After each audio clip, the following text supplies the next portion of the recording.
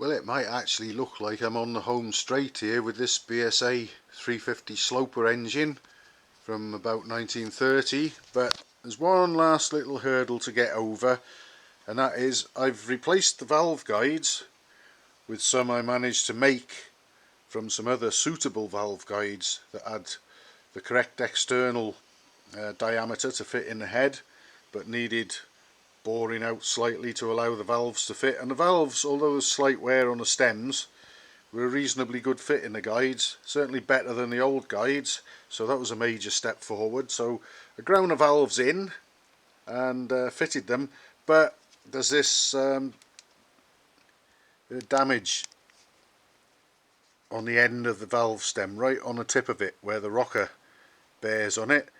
That in itself, if we hadn't been able to get another valve, we would have just had to live with that. It wouldn't have been a major problem. But as it turned out, as there's a part number on the valves, I looked at them in the photographs and scribbled them down and searched on the internet, and would you believe, new valves were available. So I informed the owner and he's bought new valves, so I'll be taking the head off, which is only 4 nuts at this stage, and replacing the valves. Not a big problem, and nice to have new valves in there. But the reason that we've got that slight wear and damage on the end of the exhaust valve stem is because of this exhaust rocker we got here, which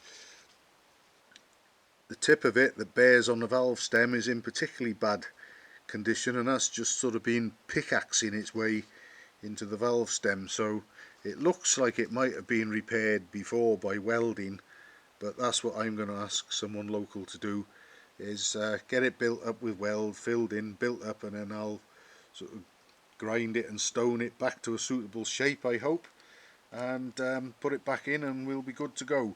Another thing I'm going to do away with, one was already missing.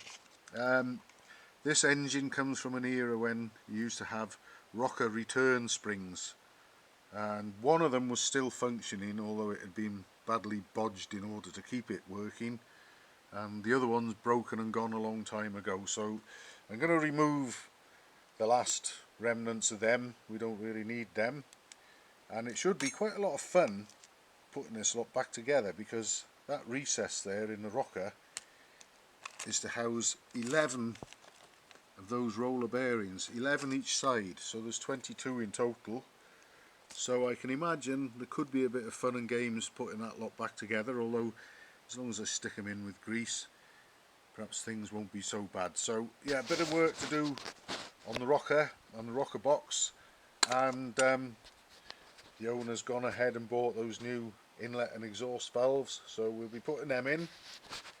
And once that's done, we'll have a complete engine ready to go back to its owner. So hopefully it won't be too long before I might have a final instalment, hopefully with this all done.